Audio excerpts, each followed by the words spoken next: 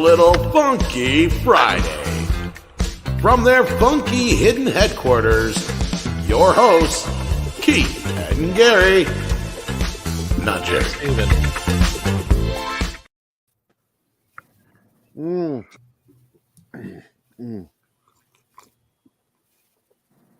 Welcome, it's Friday. How is that soy milk, Gary? It's frothy. Yeah, it's not milk then, bro. Straight from the bull. Oh, that's not even funny because that happened in our family once. Somebody put it. bull stuff in the fridge, and my brother Mike started to pour it on his Rice Krispies one morning. My cousin's like, no. So is it snack, crackle, jizz? Yeah. Okay. Welcome, everybody, to the Fat Steven Seagal Show. Yes, I'm Steven. This is my last show. Thank you for having me. We're having fun before the show in the our banter. We're going to be doing a little Geekosity today. Our good friend Kieran from Geekosity is here. Kieran is coming to us from the cupboard under the stairs, Harry Potter. The Harry Potter closet. Oh, so let's get this logo up there for a moment. My joke. Weren't you talking about Geekosity and all those good things that are over there on Geekosity? How was your week, man? You've been busy. Yep, been busy. And you know what I love about it is because I like to shit on you every once in a while because you're my friend. Wow. I'm going to be teasing you a little bit because of one article, and I'm trying to figure out, should I open with that or end it with that? But I think I'm going to open with it. And to translate Gary speak, every once in a while means all the time.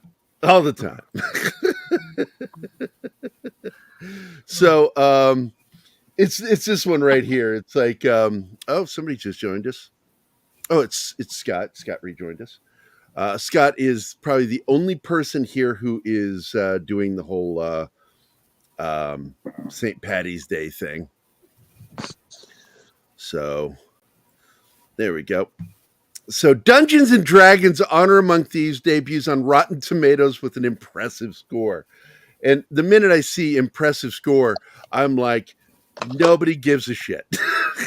Nobody cares what critics think anymore.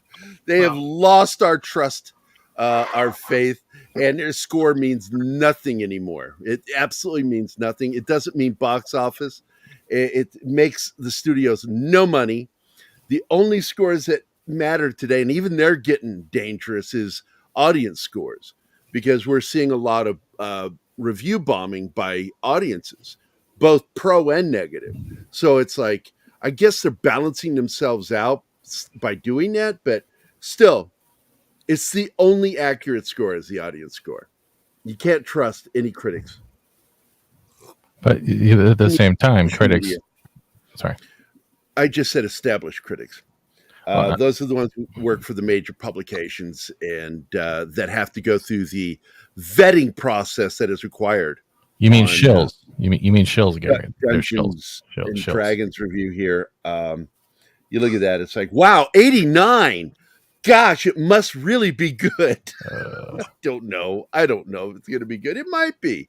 I think they didn't help the film when the writers said, yeah, we emasculated the character on purpose because we thought it would be fun. How does that help sell your show? How? Because it's like the first thing people go at, Kieran, is, well, the men are going to hate it now. They're not going to. No, it's women that want to see masculine men, really, more than anybody. That they lose part of their female audience doing that. It hurts them. So, but it looks funny. I got to admit, the trailer looks funny. I might enjoy it. But I just, no, dude, the 89% means nothing. So I'm sorry, Kieran. I'm so sorry. I'll let you know how it is Monday. But it's beautifully written. I read the whole thing. He doesn't read. It's a lie. I got no typos. No redundancy, and Your punctuation was really good. Thank Right. you. Yeah. You're a right proper writer, my man. You're right proper. Yeah, baby. Yeah. Yeah, well, rip into it as much as you want because I'm just No, going to be playing. it's good. It's a good article. But I would like to see you at some point really kind of adopt the understanding that audience score has more value than critic scores. To be fair, I don't care for critic or audience scores. Oh, well, fuck them all. Look I at care for you none of them. showing your badass side. I like that. Karen's secretly punk. We just didn't know it. Yeah, when it comes to Dungeons and Dragons, I don't know shit. I was winging this one. Are you going to get to see an early version of it, or are you going to go see it? No. Is that Michelle Rodriguez in the middle Yep. there? She plays the barbarian. She looks like shit. Holy crap. Well, That's a bad photo of her. Boy, Chris Pine looks like he's really enjoying that turkey leg, though. That's the whole reason I picked that photo. Kid on the right's like, I just ate meat. I'm vegan. But I'm curious if you're going to go see it. Nah, it's not really my thing, really. Maybe when it comes out on digital or DVD or whatever. What are the films you're looking for right now that you want to look, you want to watch? Well, I'm waiting for the next John Wick film. mhm. Both, brother. My interest in watching Shazam 2 has hit the bottom because I've seen the post-credit scene and Is it bad? cringe. Yeah. I did get to watch the first few minutes of it, and I'm like, I don't think it's a very good scene. The whole museum scene I thought was weak way to start a film. I don't know. I don't know what to expect from this film. I really don't. But this movie, going back to this one, I think it's going to be fun, but I don't think it's going to make its money. I'm not sure if it'll flop, but I think it might break even. I don't know. This is the other article you wrote, which is Shazam. It's co-written by that guy. What's his name? Mikey Sutton? Sutton. Mikey Sutton. Oh my god. And I don't know. Warner Brothers tries to fool Snyderverse fans into watching Shazam 2. Let's see if I can pick which part you wrote. Warner Brothers has a hook to reel in Snyderverse fans to see Shazam Fury of the Gods. It won't work. In fact, it could backfire on the studio in a major way. They took a page from the Black Adam marketing plan. Remember Henry Cavill's post-credits cameo? No, there's no Cavill Superman here, not even a headless one. Nevertheless, it's another Snyderverse cameo. This time, though, they're throwing it in your face. The DC crowd is polarized. The Snyderverse base has strength in numbers. Warner Brothers wants to attract your attention. They won't hide this one like Cavill and Black Adam. They need to trigger interest in a DC adventure that is tracking horribly. Although the Snyderverse has no future at Warner Brothers, they have nothing to replace it with yet. Therefore, this is you. That's yours right there. Therefore, No. You didn't write that. No. Warner Brothers throws Snyderverse fans a bone. With the release date literally, or shall I say it the way you do, literally, around the corner, Warner Bros. Has finally started advertising for the upcoming Shazam sequel. TV spots are now airing pretty much everywhere you look. Nonetheless, okay, this is you. Yep. Okay. Yeah. Because literally and nonetheless in one paragraph, that's you. It could be too late to make a difference to the poor box office projections. To the general public, though, They might think Wonder Woman has a supporting role. She doesn't. They could be seriously let down. Despite all the positive buzz from critics who've already seen the movie, anticipation remains at an all-time low, mainly because of the drastic change of course DC is on under newly appointed co-CEOs James Gunn and Peter Safran. In addition, controversy over Zachary Levi's blaming of director Zack Snyder for the DCEU's lack of success hasn't helped. That's interesting. In what seems to be a desperate attempt to generate hype, Warner Brothers has decided to reveal a major spoiler. The first exclusive footage of Shazam! Fury of the Gods, shown at CinemaCon in Las Vegas, featured a Wonder Woman cameo in the footage. She's shown to be on a date with Zachary Levi's cheesy superhero in an obvious dream sequence. Already, uh-oh. It's like your computer when you make a mistake. Uh-oh. On the contrary, a recent TV spot for the sequel has fully revealed Ghetto's Wonder Woman in all her glory. The footage gives us a brief close-up of the character's metallic red and gold boots before giving us a glimpse of Ghetto. Probably her last appearance, it would seem. Huh? Yeah. Never know. She has her back turned to Shazam, Captain Marvel, while his entire Foster family and Rachel Zegler's and Thea watch them exchange words.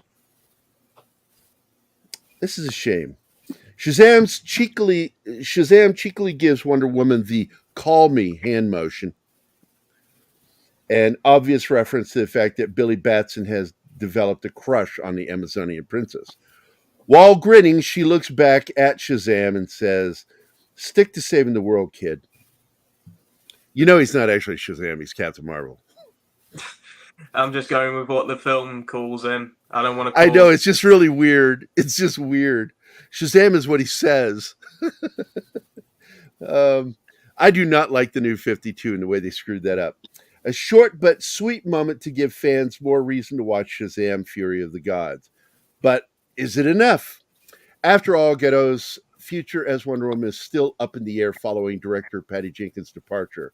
Would fans want to go see a picture knowing this could be the last time we see her as the character? She was strongly rumored to have an appearance in The Flash later this year. Ghetto did, in fact, film scenes for Ezra Miller's upcoming solo movie. In addition, there's also leaked photos of Wonder Woman Funko Pop based on her appearance in The Flash. Unfortunately, there's still a chance that these scenes could ultimately be cut from the final film. It happened to Cavill. With that being said, there's a possibility that Shazam! Fury of the Gods will mark the end of Ghetto's Wonder Woman, which is what I suspect is going on too. I think it's just simply the end. Really odd stuff. Man. It just goes with the whole Ben Affleck situation right now, because you can't trust what James Gunn says. He says that Ben Affleck wants to But direct. Gunn doesn't lie. Oh, no, he doesn't. No, that's right, mate. That's right. No. Look, this is what I said. I got into a bit of an argument with Keith yesterday.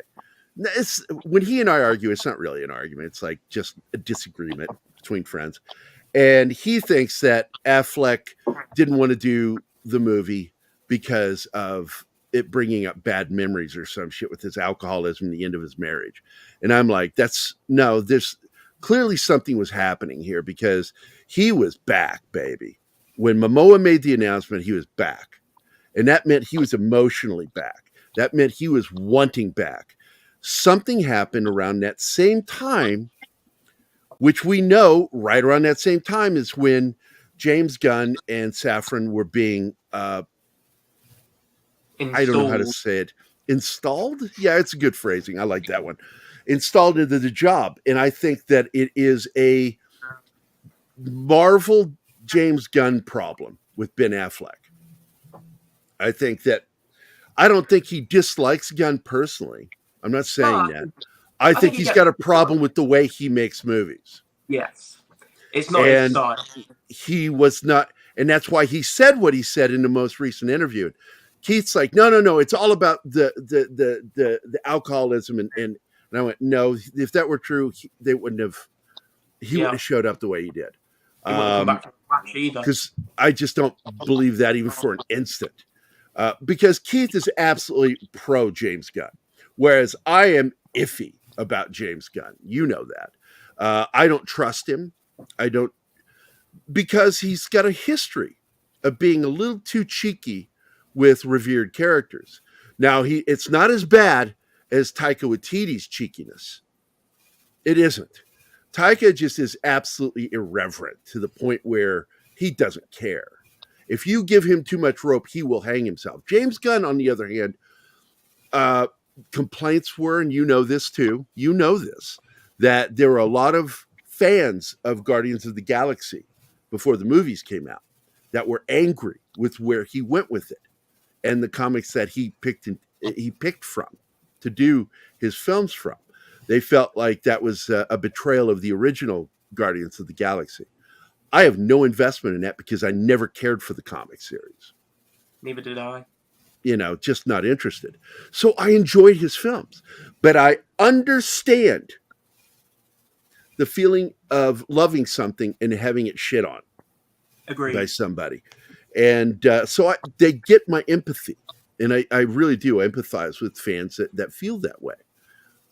So in this situation, I think you seem to agree with me, that Ben Affleck, and this is just my reading of people and listening to what they're saying. I listened to what he said when he said it and how things occurred in the order that they occurred in. We knew that there was a problem when we saw The Rock freaking out over protecting his film. Yep. And I was talking to Mikey privately going, there's a problem at DC. And then we heard about the private meeting that was done between James Gunn and David Zaslav. Then we hear that Ben Affleck was waffling, and this pissed off David Zaslav. And he gave the order to fire them all, reboot the whole damn thing. So, right? The whole thing, the shit show. It was a shit show. David Zaslav absolutely screwed the pooch with this. And he was doing so good, man. That guy was batting 1,000. And when I say batting, he was knocking people out of their jobs. And it was beautiful. It was gorgeous violence on a level that I've never seen before in my lifetime. And I've never seen executive just do the red wedding like him. But then he turns around, he establishes and sets up a plan that sounds sound. And then because of one person waffling, it all gets shot down. And he turns it all over to James Gunn, a person whom I think is a huge mistake for him to trust the way he's trusting. See, I have reservations, but I'm trying to keep hopeful because I'm an optimistic person. Yes, I know that about you, and I love that about you. Because I love James Gunn's work. I've always loved Guardians. I loved Suicide Squad. I mean, I did not like his film at all. Fair enough. It's what I expected. I like the first one better than I like the runner-up, the second. It's not even really a sequel. I don't know what to call it. A side prequel. There were a couple things I liked. I liked King Shark. He was the best part of the film, in my opinion. And I do like the idea of them using Starro as the villain. I don't know how I feel about it because it was just so silly. It was just so silly. Like one problem. It's a giant mind controlling starfish. What were you going to say? It's silly. What were you going to say, Kieran? One problem I had with it was the lack of Harley Quinn. She should have been front and center. Yeah, absolutely. I also was pissed when they killed Flag. Yeah, I was. It's I was pissed off Captain Boomerang getting it though. Oh God, it's like you already killed him previously, and you brought him back just to kill him again. Yeah. I just felt like the film, but then he turns right around and makes the series, and I enjoyed the series. Yeah, me too. I really did. I got a kick out of it, but I didn't like his character in the movie. But that character leads to the character in the series, so I'm like, okay, the series got one thing wrong. Amanda Waller, she's completely wrong. He doesn't understand that character at all. That woman would never have a daughter. Not like that. Her kid would be so messed up, be likely a violent sociopath. Yep. Raised by Amanda Waller. I shit you not. So another misread by Gunn. But past that, and I also didn't like the Aquaman is a fish fucker. I didn't like that joke. It was just You should have seen bad taste. that guy from comicbook.com, Brandon Davis. Didn't he ask him about that? And Momoa just blanked him and walked off. He asked him Really? what kind of fish. Yeah, he asked him what kind of fish it was. And Do you he like just went, fish "Nah, sticks?" man," and he walked off. The joke you should do is ask fish sticks. Do you like fish sticks? No. Do you like to put fish sticks in your mouth? Then you're a gay fish. South Park is awesome. Yeah. So let's move to the next one. Wait, anybody got any questions on that one? Steven? I don't. Anything? I think Steven's left. No, I didn't leave. I have no questions. No questions? Okay. I just want Oversaturated. to make sure. I don't want to skip anybody. This is interesting. This is not movie related at all or TV. This is something I find interesting. You wrote the article, and I like this. Very excited about this news that The Cure announced their first North American tour since 2016. That was when you were born, right, Karen? Just a baby. You wrote the article. I'm like really intrigued by this. This is neat, because we're so used to TV and movie news, and you got The Cure in here, dude. You're branching out a bit. I like it. English rock band The Cure have announced their first North American 30-date tour since 2016, which commences in May, just in time for my birthday. After 7 years, The Cure will once again be making their way across North America with their upcoming tour, Shows of a Lost World. I like the title. We'll see the group perform across both the USA and Canada. In addition, it'll be a 30-date tour, which will begin on May 10th in New Orleans, Los Angeles. That's interesting. Those are really pretty far apart. So it will conclude on July 1st in Miami, Florida. Is this a mistake here? Whereabouts? Right there where it says New Orleans, Los Angeles. I don't Is know, that supposed to be Louisiana? I don't know. I don't live in America. Did I get that wrong? Sorry, mate. Yeah. Los Angeles is a city in California. Oh, my life. That's okay. Don't worry about it, buddy. I'm just embarrassing you in public in front of all our audience. Still, outstanding job. You've got everything on your shoulders right now with Mikey. He's put a lot on you. And I'm proud of you, man. You're just kicking it. You're kicking it. So I'm going to pick on you a little bit, but dude, don't think for a second I don't respect what you're doing. You are doing a hell of a job at Geekosity right now. So, moreover, during the last venture in North America back in 2016, the band played 33 shows in over 26 different cities. After 7 years, it was starting to feel like they would never tour the northern states again. So, yeah, it's another one right there. You're showing your British card right there. Nonetheless, they just gave their American and Canadian fans a welcome surprise with this announcement. The band has not long finished their 2022 tour of Europe. Furthermore, band leader Robert Smith sent an email to fans promising that all ticket prices will be the same. That is really good news right there, because people are so sick of Ticketmaster and the other ones that sell that gouge the Yep. shit out of them, and Yeah. and they eat all the profit. Yep. At least they've taken precautions this time. Very good. In this email, Smith wrote in all caps, quote, "The Cure have agreed all ticket prices, and apart from a few Hollywood Bowl charity seats, there will be no platinum or dynamically priced tickets on this tour." End quote. That's wonderful. I just looked it up. The closest they're going to get to us is either Chicago or Denver. Chicago's not that far. But they're not going to Oklahoma, huh? Nope. Okay. As with most events, fans are going to be wary about ticket availability and price. Rest assured, though, countermeasures have been put in place against scalpers. That's also good news.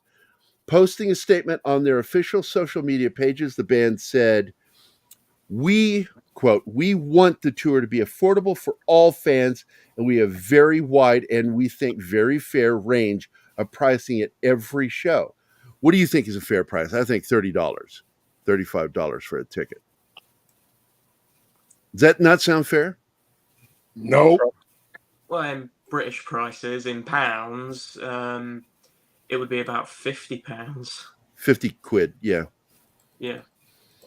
Yeah, the one, as a musician that toured, I think that you have to be cognizant of your audience and the cost of living. And I think $30, $35 for a single ticket is a very good price. You sell out a house on that, you're rich. Well, I'm thinking 45 or 50. Yeah, you would. Yeah, no, I'm going to agree with John about 45 to 50. All right. The problem is even if you get those tickets at 45 to 50, because you still have Ticketmaster and all the other crap, and then you have to deal with the resellers that have their bots that usually buy it all up. So Well, that's what they're saying here is they're putting up countermeasures to keep that from happening. But you can put countermeasures up till you're blue in the face. There's always going to be a way around them, and that's what this seems to be the biggest argument and complaint in general.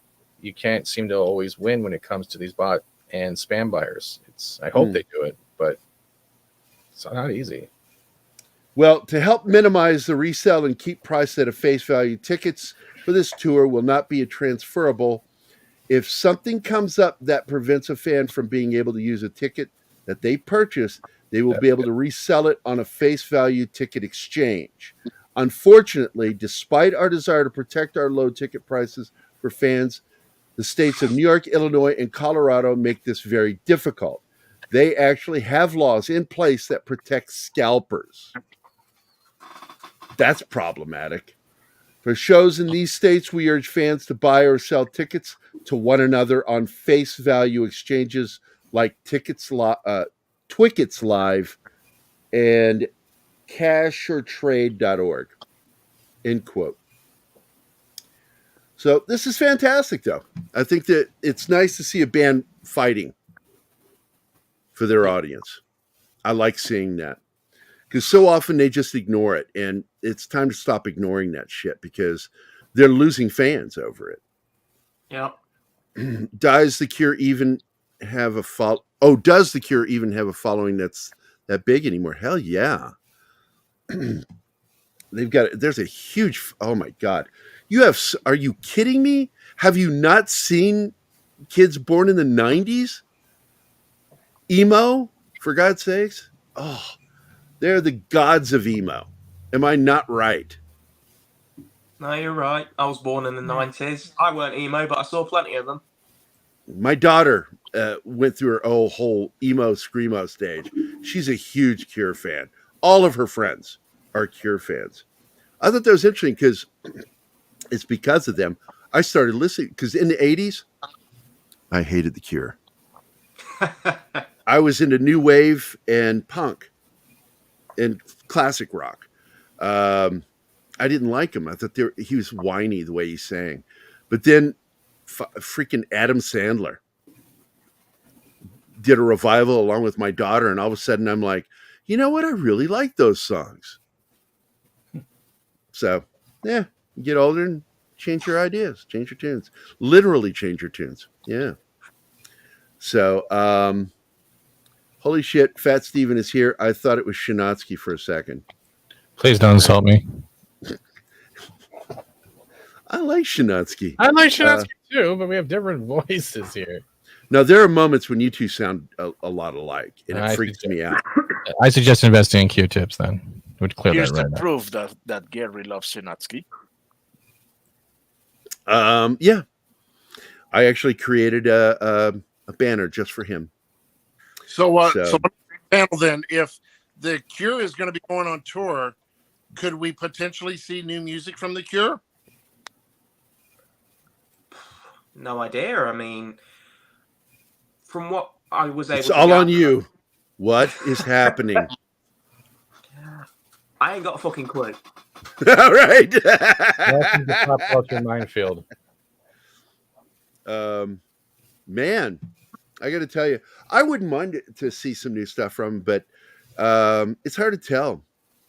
You know, Scott, have you heard something? Have they been doing any studio time? I've not heard anything, but when bands like this go on tour for another 30-day tour, they get that back in their system, and they want to probably try to go and produce new music because that could keep them available to go on more tours. I haven't heard anything, and I'm trying to research that right now, and I'm also trying to find out the prices for the tickets there in Denver just to see how much they would be. But it'd be interesting to find out if the Cure was to do some new music. That'd be kind of cool. Absolutely. I am curious. Since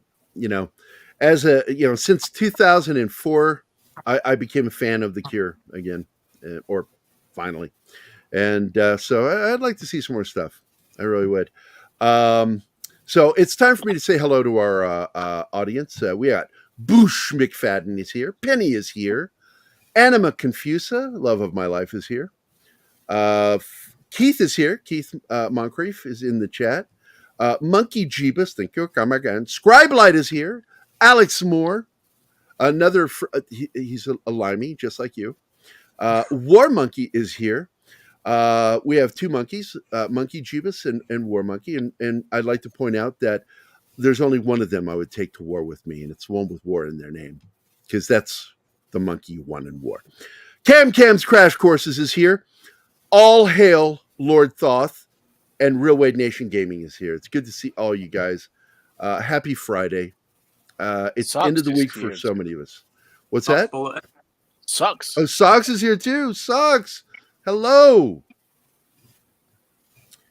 And by the way, we hung out with Boosh McFadden after the last show this morning, and he looks just like his avatar. It's true. He looks just like him. All manly and beardly. It's kind of sexy, I think. Anyway. So Socks is here. It's good to see everybody. Hope everybody's having a good Friday. Let's get back to this. We have this little tidbit coming from Avengers Secret Wars. It will be split into two parts. This is by, what's this guy's name? Oh, Kieran Bug. Now, how did you get to this information? Did Mikey supply this, or did you use your own sources? He did. He supplied it to me. He what? He supplied the information. Oh, he supplied it. Okay, got it. Avengers Secret Wars will be split into two parts, like Infinity War and Endgame, with part 2 releasing in 2028. When Thanos was revealed in the post-credit scene in The Avengers, fans knew that Marvel Studios were planning something big. In October 2014, Marvel announced that a third Avengers movie was already in active development. Thanos would serve as the villain, and the plot would be based on the Infinity Gauntlet storyline from the comics. In addition, it was also announced that the movie would be split into two parts. Avengers Infinity War Part 1 was set to release in 2018, while Part 2 would be released a year later. The lucrative move was inspired by Warner Brothers' decision to make Harry Potter and the Deathly Hallows a two-parter, which I thought was a good move. Yes. It felt like we got more of the book Yes. by them doing that. A decision that would prove to be very fruitful in both franchises and their studios. Nonetheless, the second part would later be renamed Avengers Endgame in order to distinguish the respective storylines. Got it. Both of these movies went on to earn over $2 billion worldwide individually. Moreover, Endgame currently holds the title of the second highest grossing movie of all time, behind James Cameron's Avatar. At San Diego Comic-Con last year, 2 new Avenger films were announced by Kevin Feige, Avengers The Kang Dynasty and Avengers Secret Wars. Both will serve as the epic conclusion to the MCU's ongoing multiverse saga. Furthermore, the endings to Loki, Season 1, and Ant-Man and the Wasp: Quantumania set the stage for the Kang Dynasty. Jonathan Majors' Kang the Conqueror has already proven himself to be a serious threat to Earth's mightiest heroes. We can only guess the lasting impact he'll have on the franchise after the next Avengers movie premieres. Avengers The Kang Dynasty is currently scheduled to be released in theaters worldwide in 2025. However, Secret Wars will unleash the full madness of the multiverse onto the MCU. The storyline of same name that the movie will be adapting is undoubtedly Marvel Comics' biggest, the most ambitious ever. In order to do it justice, many would assume that Secret Wars would have to be around 6 hours long. That's a big storyline. It is. It's huge. With Marvel's longest film, Avengers Endgame, being just over 3 hours long, that would be extremely unlikely to happen. There's another way, though. Split Secret Wars into 2 parts like Infinity War and Endgame. There have already been various rumors that Marvel Studios could actually go with this approach. Those rumors are true. Marvel intends to make Avengers Secret Wars a 2-part blockbuster. However, like their predecessor, they're likely to be given separate titles rather than being called Secret Wars Part 1 and 2. The first of these films will be released in 2027, as currently planned, with the second releasing of the following year. What's so significant about this is that 2028 will mark the 20th anniversary of the MCU. Avengers Infinity War's release in 2018 celebrates the franchise's 10th anniversary. Having Secret Wars do the same a decade later makes sense and is poetic. So, Secret Wars is just too big of a storyline to be confined to just a single movie. No, I agree. I agree wholeheartedly on Secret that. War should have been their next phase after Infinity War, and actually taking time to develop and give at least a 1 to 3 year period to not oversaturate the market. And now it seems to be now is a machine gun shooting blanks, hoping someone entertains us with bad CGI and virtue signaling. I'm done. Yeah, I'm kind of sick of the bad effects. Ant-Man sequel, terrible.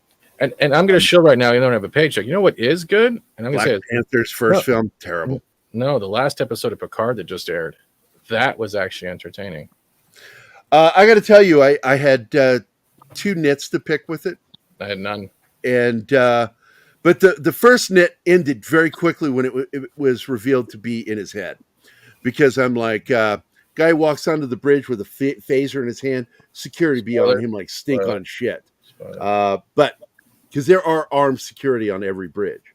But you're also not taking into consideration that later on. But it was in his head. It was fantasy. But so Gary, that nit goes away. Gary, the also nit can be nullified by the one thing. If you actually wait until later on in the episode, they have a skeleton crew, so all their security forces would not be there. There is an armed security officer on the deck. They're armed. They show them. Mm-hmm. And they were slow to react. And it was dumb. So anyway, but because it was in his dream, doesn't matter.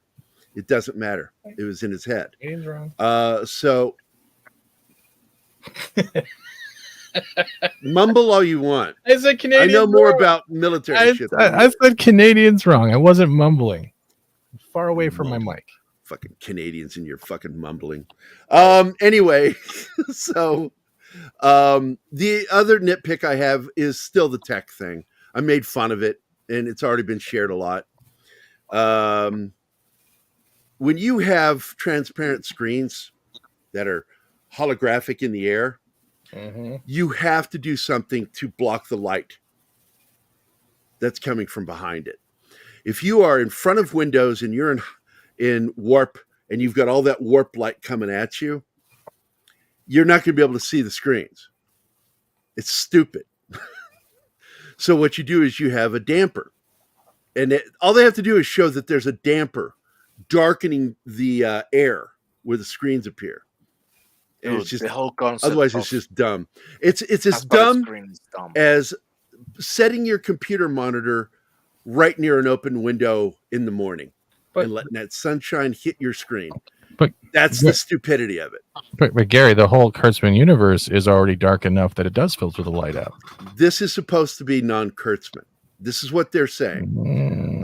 They're saying that Kurtzman's involvement in this was null. He is listed only by name, not by involvement. It's still in the same series. It's still in the same universe. So technically, the dark. If they're going to fix the one thing, it's stupid not to fix the other. You can argue till you're blue in the face. I'm right.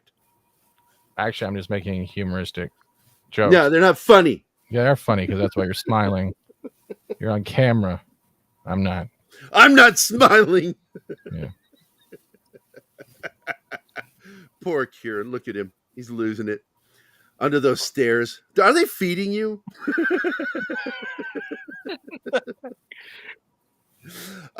So last one I want to go over with you, buddy, is hey, before that. What? We got a Bush McFadden YouTube member. All right, man. All right. Welcome, Bush. Keeping the lights on. Thank you, sir. Well, not my lights. Read by Nature is here, and Donnie Pearson and Kyle are here. So Zach's, aka Kyle, is here. Good to see you guys. Donnie, it's always good to see you, man. Giggity. That's right. Giggity, giggity. I like Quagmire. I can't help it. Nobody knows. He's 65. Giggity, giggity. Giggity, giggity. All right. Hey, Peter, is this like a cue? How about now? All right.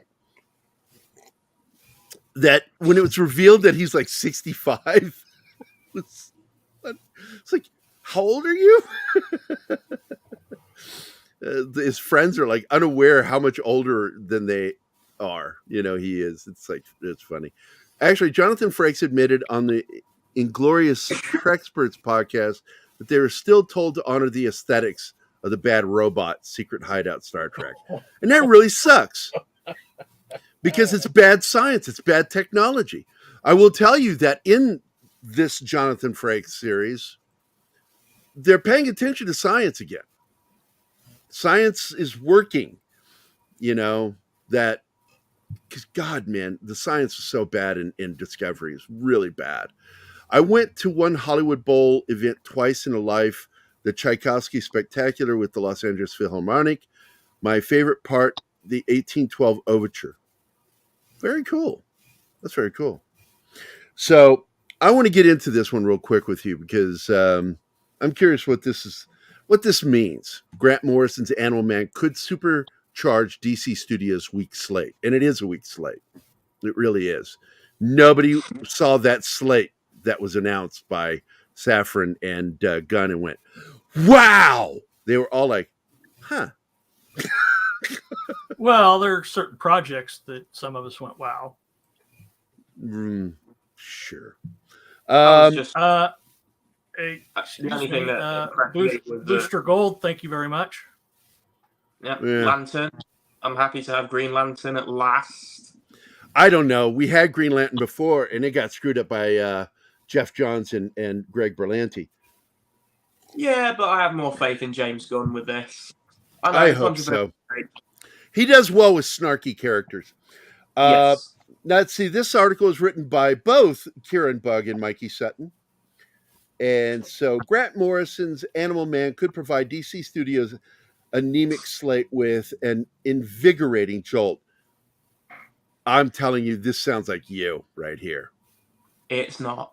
Is this Mikey? It is. Man, he's been hanging out with you too much. YouTube personality Sil Abdul reported that an Animal Man TV series is in the works at DC Studios. Without a doubt, Abdul has the most accurate track record when it comes to DC scoops. In late July, Abdul scooped that Aquaman and the Lost Kingdom added Ben Affleck's Batman. Aquaman himself, Jason Momoa, confirmed the report the day after we covered it. Thus, when Abdul dropped a DC leak, bank on it. However, Animal Man news won't set the world on fire, especially DC devotees, still burned by Gunn's reset. Indeed, the chorus of boos over Henry Cavill's abrupt exit as Superman continues to ring loud. Much of the excitement towards DC right now has switched to YouTuber Skywalker, that the Jedis sell, well, to Netflix. Yeah, I'm not going to go through the whole hashtag. Although made before Gunn became co-CEO of DC Studios, Shazam! Fury of the Gods will tank hard. It's doubtful Gal Gadot can save it. Even that Gunn's DC studio partner, Peter Safran, produced Shazam sequel, he'll have to partially take the blame for its projected failure. Oh, there's Animal Man. I love that.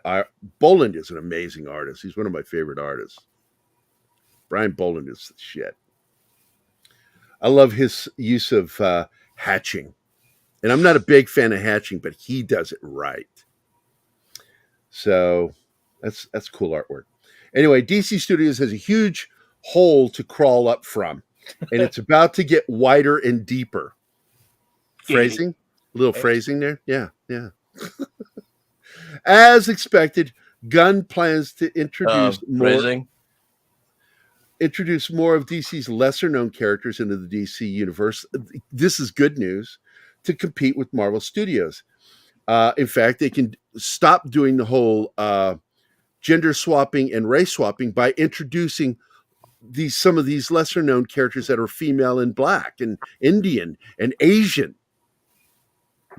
Just give us Vixen. There you go. When revealing the franchise's first chapter, Gunn announced that an animated Creature Commandos series was in development. Eyes rolled. Moreover, he further announced a movie based on the superhero team The Authority was in the works for a future release. Projects starring Booster Gold and Swamp Thing were also confirmed. There's been much speculation about other potential films and TV series that could also be on the horizon. After all, there's nothing too strange or outlandish that's off the table when it comes to Gunn. In addition, it's now been reported that another obscure DC Comics character will soon be making their DCU debut. Abdul revealed that Grant Morrison's Animal Man is currently being developed for HBO Max. To clarify, Grant Morrison didn't create Animal Man. Animal Man was the brainchild of writer Dave Wood and artist Carmine Infantino. He debuted in Strange Adventures number 180 in 1965. On the other hand, it was Grant Morrison's post-punk makeover of Animal Man in 1988 that redefined the character. Animal Man Buddy Baker has the ability to possess the powers of any animal he chooses. On the surface, his name and abilities could be seen as wacky, but for 26 issues, Grant Morrison wrote an adult superhero comic book that touched on vegetarianism and animal rights. Its most brilliant tale, The Coyote Gospel, basically has Wile E. Coyote meeting God in Animal Man number 5. That's funny. Without a doubt, Animal Man is out there. Of course it is. It's Grant Morrison. Via his YouTube channel, Abdul revealed, quote, "A little birdie says that if you're fans of the DCU and what James Gunn's going to be coming up, you'll realize that he's going to use all the D-list characters possible, right? And among those D-list characters is Animal Man," end quote. Certainly, Animal Man won't lift Warner Brothers Discovery from its financial woes. In addition, it's unlikely to leave a dent into Marvel Studios' commercial domination. On the other hand, it'll help Gunn cement a cutting-edge perspective on DC properties. Animal Man could bring Netflix-esque coolness factor to DC on HBO Max. If anything, it'll provide DC followers a smarter alternative to the goofiness of Gunn's Peacemaker. That is, if it's executed well. Look at you being all pessimistic. Well, I read Grant Morris's run in 1988 on Animal Man, and because a friend of mine, he was a really huge Animal Man fan, and I'm like, I'm kind of on the fence. I'm not really a big Animal Man fan. I mean, the character's annoying to me. Well, when I first saw him, I thought it was Booster Gold. The first drawing I ever saw of Animal Man, because the costume looked the same colors. Yeah, it's the same color scheme. Blonde hair, goggles. Yep. And it just like, why does Booster Gold have triangular goggles now? And then I'm like, oh, it's a different character. It's Animal Man. And I did read them. I remember they were entertaining. I didn't buy them. They were a friend of mine's. I think it was, I do believe it was my friend Steve and Virginia Johnson that had it in their house, and I read it over at their house. When I invest in a comic book, I'm invested in it emotionally. You know, it's like it's a character I really care about. And when it comes to DC, it's always the prime characters. You know, if I read something that has one of those characters like Booster Gold in it, it's because he's doing something with Batman or Superman. And to be honest with you, I didn't even read Superman comics after I was a teenager. Batman was pretty much it for me. I don't think I ever read a Wonder Woman comic until I was like a full-grown adult, and I did it for reference, so I would understand more about the character.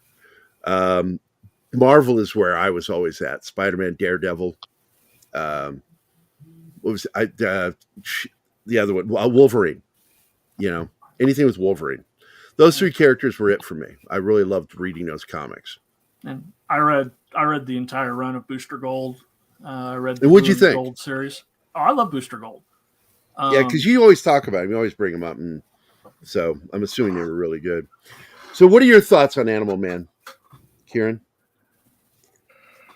To be honest, I really don't know. I wanted Vixen personally because when it comes to characters who can possess the abilities of animals, Vixen's the first to come to mind. But I'm open-minded because I thought Peacemaker was going to be a bit stupid, and it was, but in an entertaining way. So maybe Animal Man can be the same as well. Yeah, I'd never watch it if not for Eagly. Yep. Eagly, that's the whole reason I want sold that show to me, and I'm like, okay, I'm in. Yep. I like this character. Eagly is the best part of that show, man. It is. It's just, I love that character. I love that bird. It's animated well, and it's entertaining, the shit that it does. I was just like, what is he going to do next? Is he going to kill and eat somebody? What's he going to do? I don't know. The only thing I was terrified was that he might get killed. And I'm like, I'm out. The minute that bird's dead, I'm out. Yep. But I do like the intro, too. I think that's funny, that whole dancing thing at the beginning. It's original. It's catchy. It's irreverent. You know, and I do like irreverent humor occasionally. But it has to be characters I don't give a shit about. I'm not invested in the Charlton characters. Am I? You are breaking up bad for the last 45 to 60 seconds. Yeah. Yeah, you have been. Is it okay now? No. No. Fuck it. Huh. Continue breaking up. Well, someone's got to keep talking. Well, I have a different feel. I mean, Peacemaker I was never a big fan of from Charlton Comics. My Charlton Comics was always Blue Beetle, Captain Atom, Nightshade, those characters, as opposed to, you know, Peacemaker was always this minor character, was a little goofy, and I never enjoyed. But I grew up reading Charlton Comics. That's one of the things that I always grabbed off the spinner rack every month was the Charleston Comics. Everybody else, you know, I still grab Superman and stuff like that. And I was reading some Marvel at the time, mostly Captain America. But yeah, I read a lot of Charlton Comics growing up. That was just, you know, what I gravitated to. Oh yeah, without a doubt. So we're going to be moving into our second hour, and hopefully Ryan's going to be here. Looking forward to showing his stuff. I've got to make sure that he has an invite So it looks like the invite did not go through to him earlier. So I've got to send it again. There we go. There we go. There we go. There we go. I sent it to him. So Ryan is supposed to be joining here in a moment. Until we do, I'm going to probably show his trailers. You're welcome to stick around if you want to see the trailers to his movie, Kieran. This is the local guy here in Springfield, Missouri. He made a feature-length film that it's a horror musical comedy. Well, that's new. Yeah, to say the least. So, but until then, let's go to our top of the hour commercial break. Take us away, Bill. Hi guys, this is Gary from Pop Culture Minefield here on KGRA, and we're leaving for our first break. I hope we survive. A birthday without her mom, an anniversary without her husband, her wedding day without her dad. These are the days when military families feel it most of all. The loss of their soldier, their sailor, their airman, their Marine, their Coast Guardsman. Families never forget their loved ones lost to war or illness or suicide. Families never forget, and neither do we.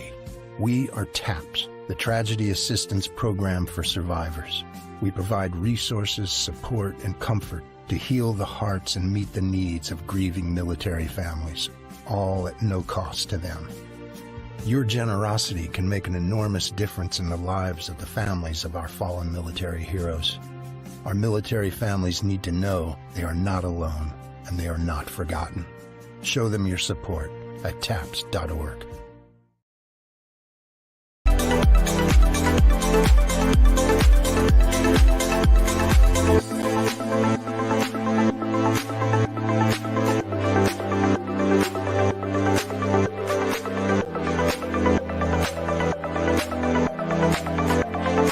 Are we alone in the universe? The most important question facing humanity is on the verge of being settled once and for all. Mutual UFO Network has been at the forefront of this journey for nearly 50 years. Our members worldwide are dedicated to the research, documentation, and awareness that will shape the future of humanity. Won't you join us?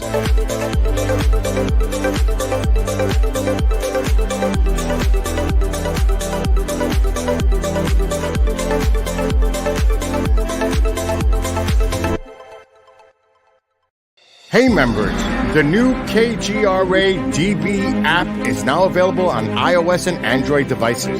Gain on-demand access to any KGRA DB programming. Download any show directly to your mobile device to listen or watch on the go. Go to the App Store and search KGRA DB. Oh wow, we survived. Welcome back from the commercial break. Now for some more Pop Culture Minefield on KGRA. Pop Culture Minefield! Whatever.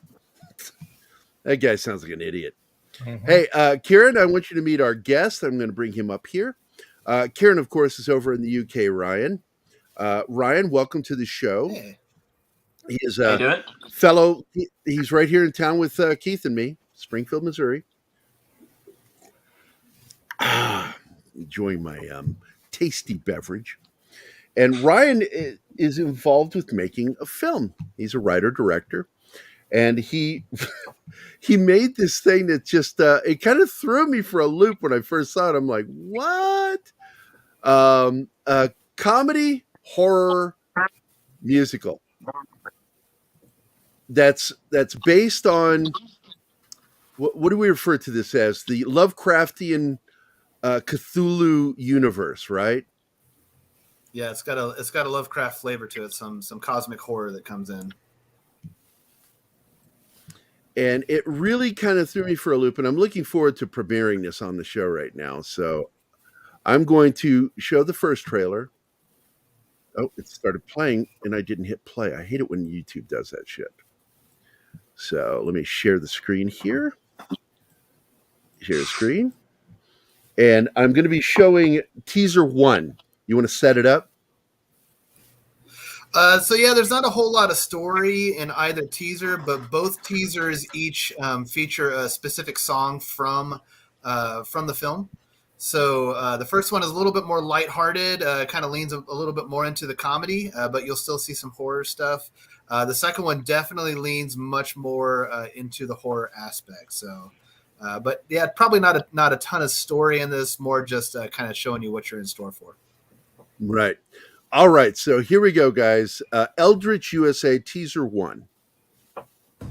Who knew that I could be so happy just by killing one man in my way? With a little cult and a lot of chanting, you can make the world a better place. If only I had done it sooner, they'd already know my name. So there's a lesson here I think I'm learning. Violence sometimes saves the day.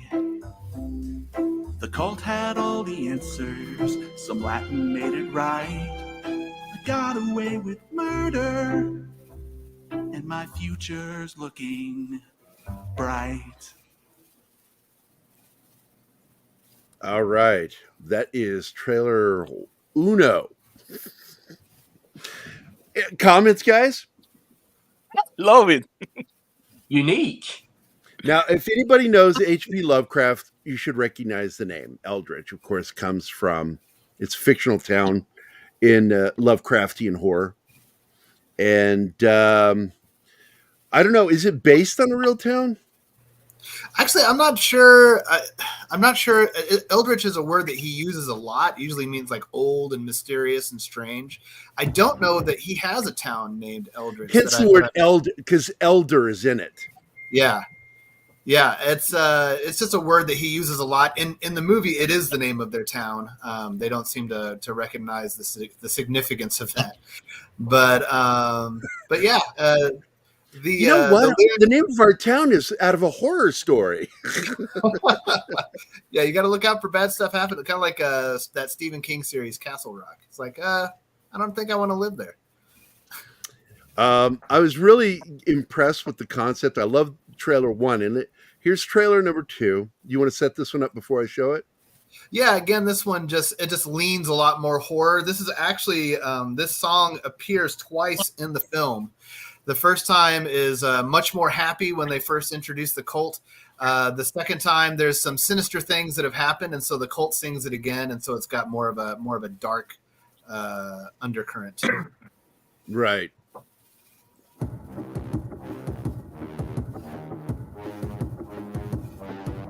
It's great to be in the community. You all have the same ideas. It's great to be in the community. You can work together on your problems. It's great to be in a community and pay that temple tax. It's great to be in a community. Why would we ever leave?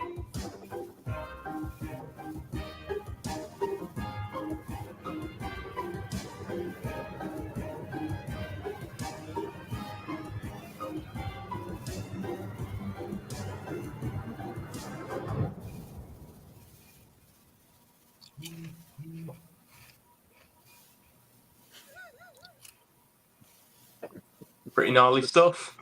I was going to ask here, do they have bugles in the UK or not? I'm not sure. Do they have what? Bugles. Those are the things he was eating. Those little cone-shaped we don't have those. I was wondering what they were. They're corn chips made into cones, and all of us did it as kids. You eat them, they put them on like fingernails. Like, yeah. We don't have them over here now. I so thoroughly enjoyed that, dude. I really did. Gosh, man. And I also recognized 2 locations in the video right here in town. I'm suspecting the farm is over by Albino Farm. It is. It's just north of there. It's actually a mechanic friend of mine owns a large farmland out there and let us come out there and do some filming.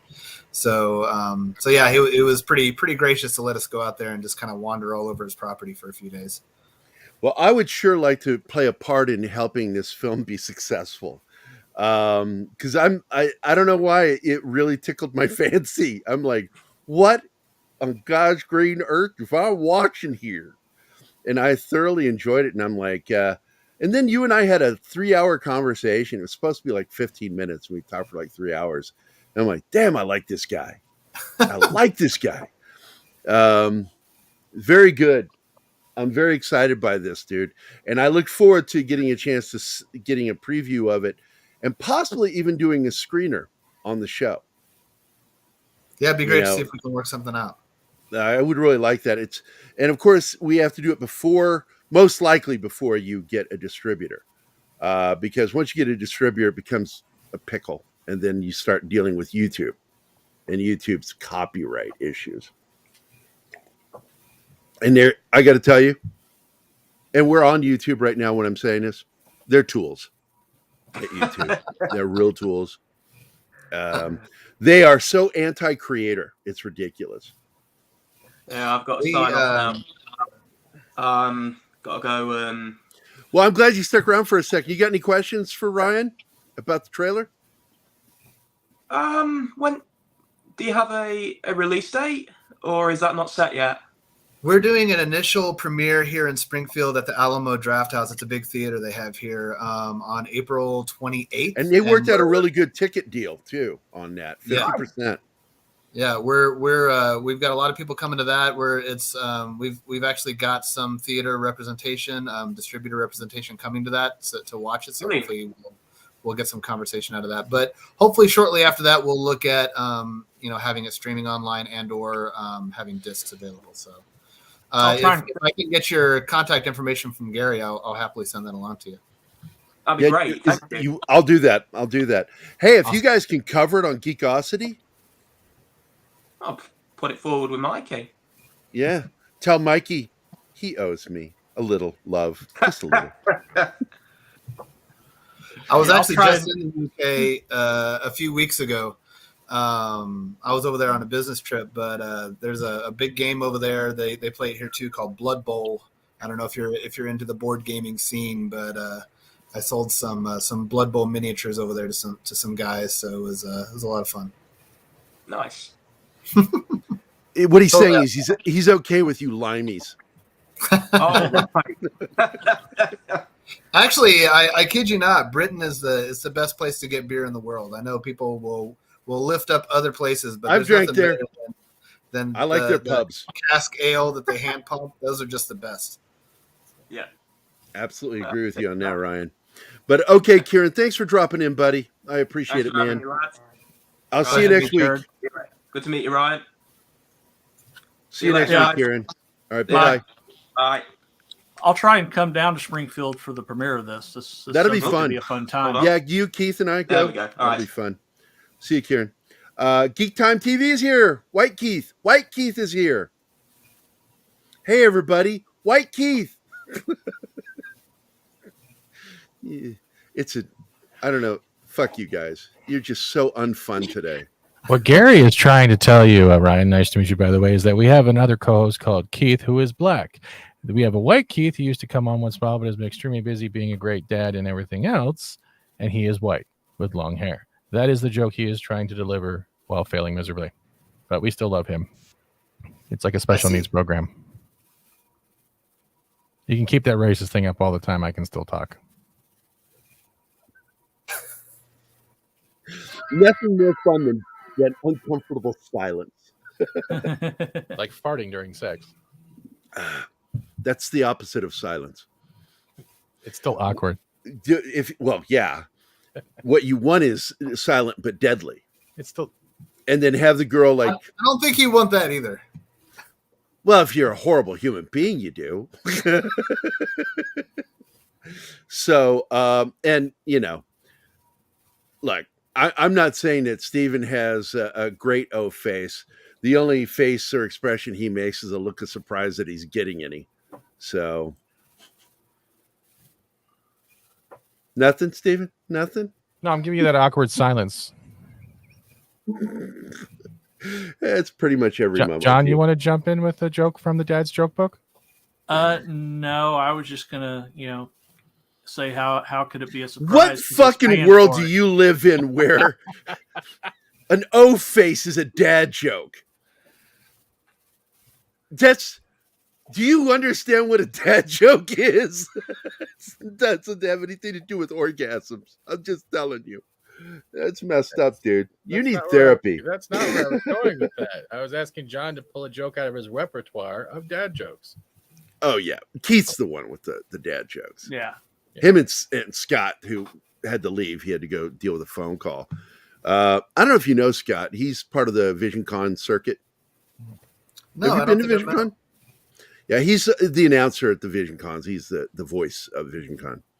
So he and I live together. I got a question, Ryan. I live with I hope him. I'm saying the right name, right? Because the name tags disappeared. What actually made you want to come up with this film and this whole delivery system? Like, just go at it this method. So just doing it as a musical, you mean? Yeah, because like I know there's other musicals out there, like when you see Evil Dead and stuff, because of Splash Zone. Are you going to be doing anything kind of crazy with that either? Not a Splash Zone, but free poncho with every DVD.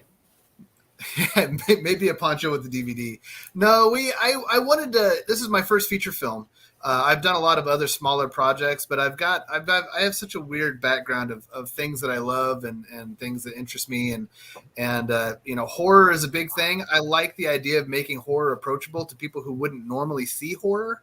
So like Ghostbusters or Little Shop of Horrors, stuff that you don't mind showing to your grandma and she's not going to have a heart attack. So do you mean don't show my grandmother 2016 Ghostbusters? That one's not my favorite one, but That's no one's favorite. I digress. I was trying to lean into something that would be fun, that you could take, most kids to. The movie's PG-13 level, probably younger than that, as long as they could stomach a little bit of blood here and there. But it's just the intent was for it to be just kind of a fun romp. And I did not initially think it was going to be a musical. I would not have picked a musical for my first feature film, but that's another background that I have. I used to be in my own band and I play a lot of instruments, and I worked with the lead member of he's in the band Fox Royale now. He and I worked together to write the music, and basically I'd say, here's where we are in the story, and rather than, you see so many musicals where people say something and then they sing what they just said. What I wanted to do instead was say, here's point A where we're at in the story. We want to get to point B in the story, and we want to use the song to do that. So every song that's in here is actually a vehicle for moving the story forward. So the song actually has a purpose. We've got some people just jumping in. Keith has a question for you if you want to read it there, Ryan. Oh, yeah. Sorry, I didn't even see that. Any other places I wanted to film? Honestly, I love a lot of the Missouri countryside. I grew up in El Dorado Springs, Missouri, so way out in the middle of nowhere. Went to college in Joplin. I joined the Army and lived all over after that. But really, I'm down for anything. I'm down for doing more of the Midwestern quasi hillbilly horror type stuff. And honestly, Missouri is a great place to do that. Actually, my next film idea that I'm working on, one of them is about a cave. And obviously Missouri is great for that as well. Oh yeah. Looks like we've got some people dropping in. Courtney's Fellowship of Oddballs is here. Hi, Court. How you doing? Alex Moore is here. Lance Riddick passed away at 60. 4 minutes ago, and he's also the voice of Zavala from the Destiny series. Yes, man. So that sucks. Keith wrote "Rest in Peace, Lance Riddick," and it was Alex that posted it. Yeah, and I verified it on TMZ. This is a good mention, Monkey. I'm glad you brought this up. Dr. Horrible is actually a great musical. I really enjoyed that. And that's James Gunn too, right? That was actually the guy who did the first Avengers movie. Yeah, it was Joss Whedon. Joss Whedon. Mm-hmm. One of the few things he wrote that I enjoyed, because I think he's a terrible writer. Dr. Horrible was actually a major influence for this. Whenever I was doing this, once I decided, I wanted to go musical, Dr. Horrible was absolutely my influence, because that's all about a supervillain. And I thought it'd be kind of funny to do Dr. Horrible type story, but make it horror instead. Man, I just saw it, Dust Wolf, in the link you shared. So, holy shit! And Don and I were just talking about him. What a good actor he is. The week before John Wick comes out too. This is wow, dude. Wow. That's all I got to say to that. That is just shocking.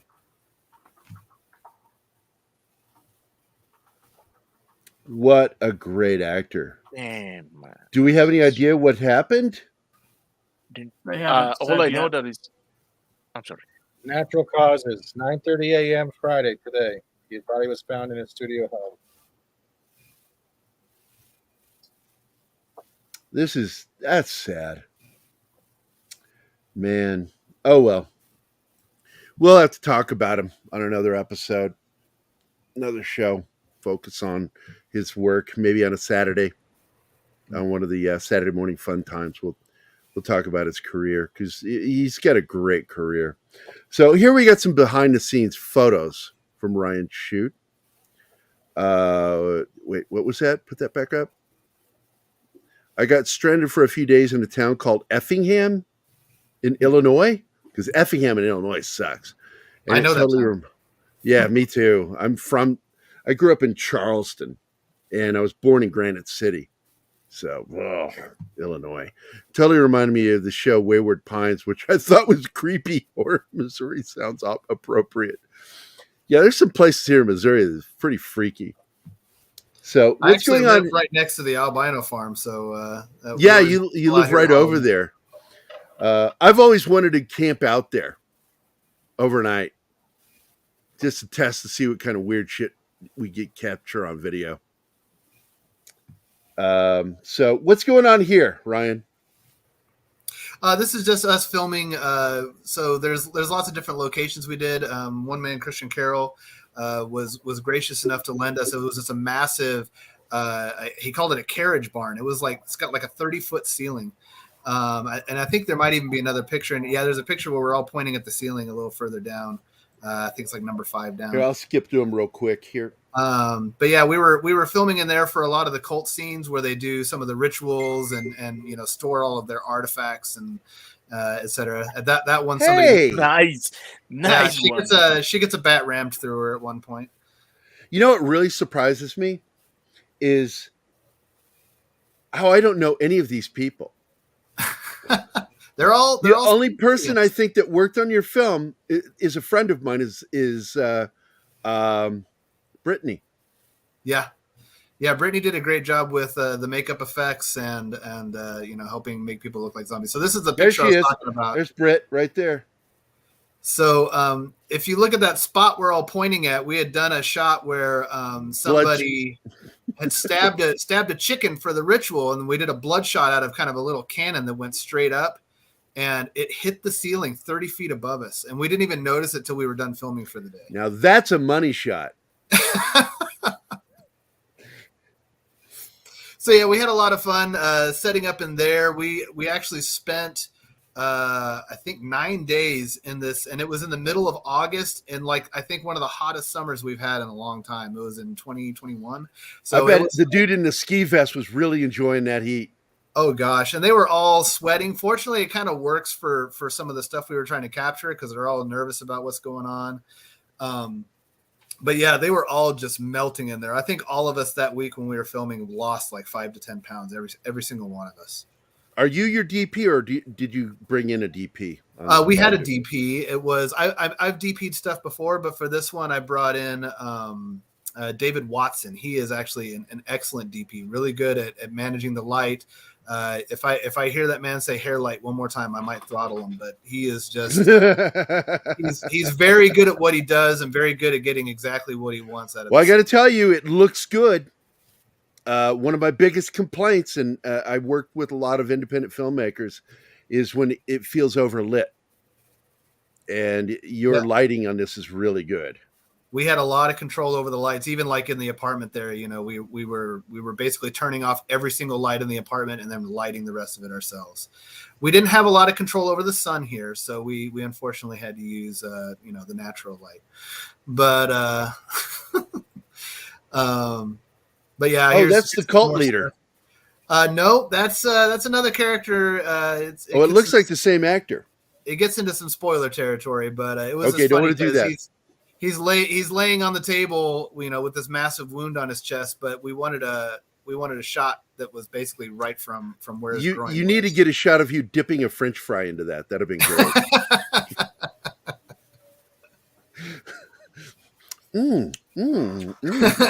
This is delicious.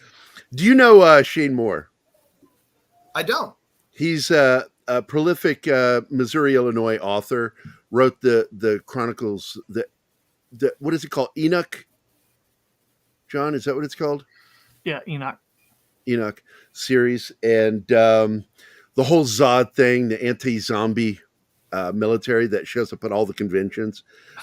He created that, and he put me in one of his books. And the whole joke about my character based on me was that when they find me, they think I might have been infected by the zombie thing because I'm eating human flesh. And I went, oh, no. I was just curious. There was a bit I had originally in the end of the film. We ended up pulling it, but at the end, there's still some kind of leftover zombies, and the town's trying to adjust. And in the original script, I had a guy in a lab coat standing there with a couple of plates. Both of them were going to have like raw pork on them. And then he was just going to label one as pork and the other one as long pig. And then he was just going to mix the plates up and be like, lawn pig? Long pig, I guess. Long pig is the official term for human meat. Yes. Oh, ew. That's probably a fact that you didn't need to know, but I didn't know about that. That's great. Now I know it. But your cast, there's nobody in your cast I know, and I thought I knew everybody in town. So Aline that you see there on the left, she was actually just in an ABC series. I'll have to look it up. I made a post about it. But so she was on an ABC series. The rest of them are, they were local talent. We did kind of a talent search while we were here and kind of picked the best of. There's actually there's an abundance of actually very gifted people in this town, and I mean that. Good actors. There's actually a lot of people who know a lot about working in film production and TV production. Like Absolutely. Almost an inordinate amount of people. It's weird. My understanding is MSU actually has a really great program. Sorry for looking over to the side. I'm looking for that post. They do. They really do, man. But I think the show was called Will Trent. Oh, there you are at the shrine. It was just on ABC. And a nice little pub we to the did right a lot there. of filming. That's where we filmed. So we were filming at the I know where that is. Yep. And they had there, and they were gracious enough to let us kind of come in and set up during business. We ended up having to do like we knew as we were filming, because we also did here at 417. We were filming that we were going to have to scene. That's where you go back later and basically re-record everybody talking. But that you can't. We didn't really have the budget to ask our bar and us just take on while it was a live bar. That's really good. That's right. And again, I like your lighting. I like your framing. This is good stuff here, man.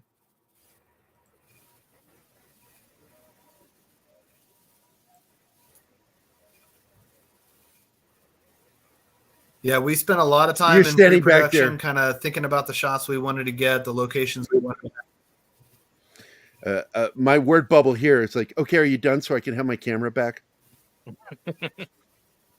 It's my shot.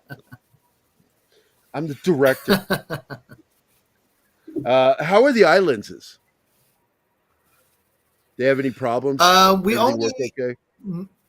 We had one child actor who ended up using some lenses, and that was the only one that really had an issue. I guess Andy, our one of the brothers, he had an issue at one point, but Brittany supplied those, I'm assuming, right?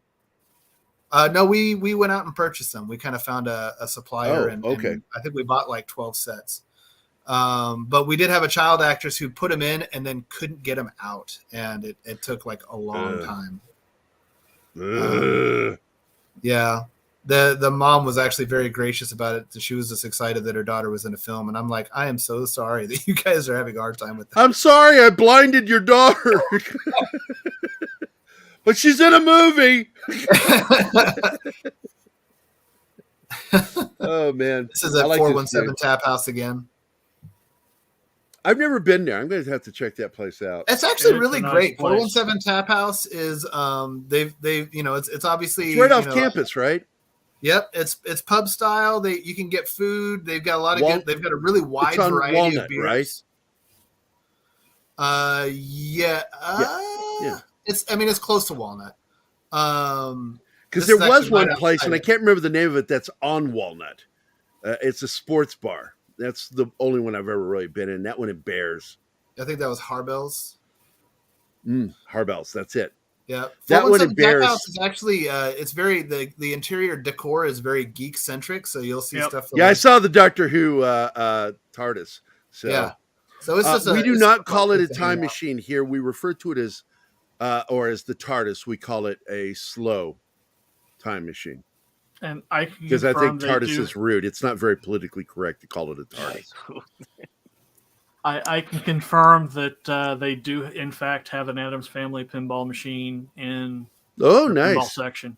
So I know where this is. This is actually where the Moxie used to be. The Moxie Theater. It's similar. This is actually right outside 417 Tap House. There was a. Oh shit! And I've been to 417. I went there with Keith. Oh, I know where it is. Yeah. Okay. There's some steps that led up to the top, and we were able to take the camera and shoot just straight down as those people were walking by. So there's a lot of nice locations here in Springfield. There really are. You could get away with if you do a second unit wide shots of a city. You could get away with Springfield being a city because it is a town that is kind of like a city, and we have city alleyways. Springfield has some really great, I feel like it's at a very nice size where it's got a lot of nice amenities. Now I've seen this book before. But it's not so big that it's. Well, yeah, it's a city that thinks it's a town, or a town that is actually a city. Yeah, but this looks like what is that? The Book of the Dead from Evil Dead. The Necronomicon. The something Ex Martis, whatever they called it in the movie. It is the Necronomicon, which comes straight out of H.P. Lovecraft writing.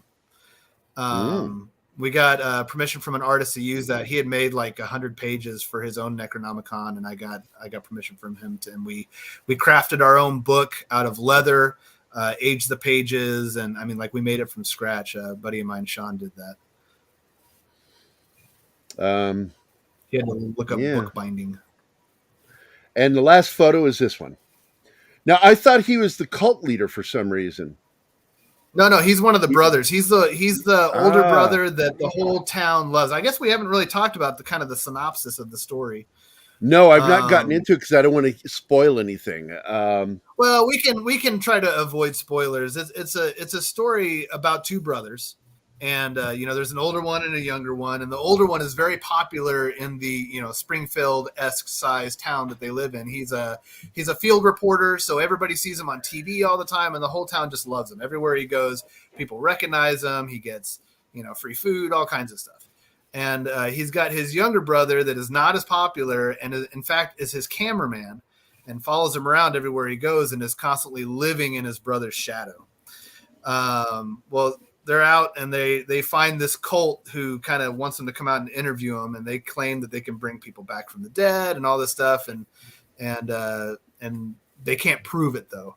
And then later in the story, somebody dies, and the younger brother's like, "Well, I know exactly what to do with this." So he takes the body to the cult, and they bring him back to life.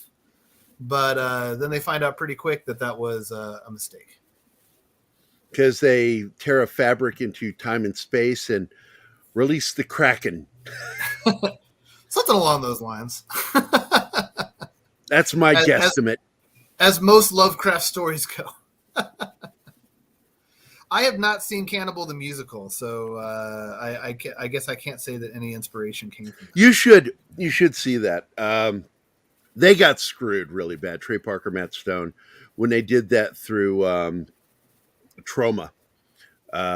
Trauma really messed them over. But it clearly shows the talent was already there way before South Park.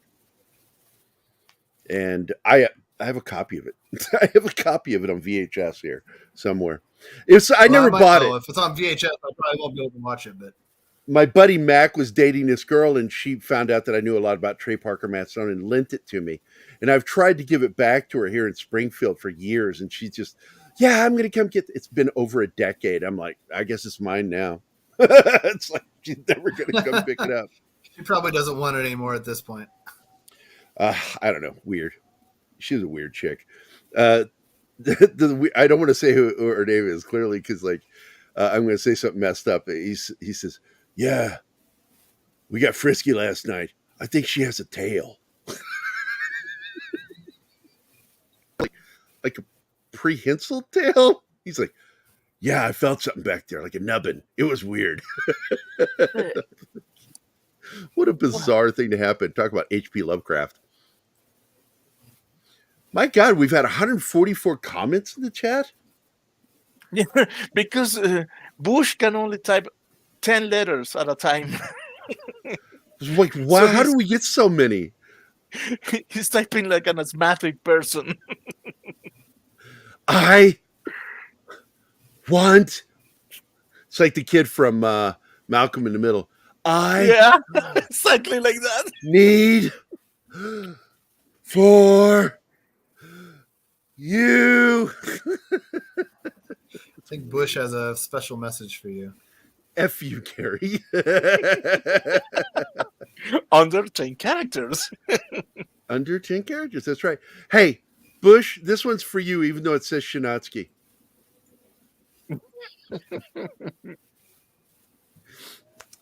We have a very dedicated audience. We're friends, all friends with each other, very friendly. I love our audience, man. And it's really weird. It's one of those shows where, you know, we can get upwards of a few hundred to thousands of views and listens on the radio. And yet we know everybody in our chat. And when we see somebody that's not there, we're like, hey, where is that person? Or when we get a new person, like, hey, you're new. I like that. It's like Cheers.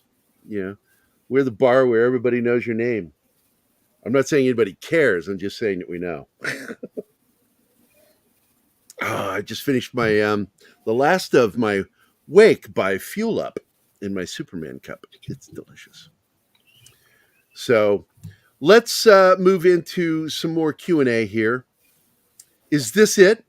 Are you done? Or do you want to make more movies?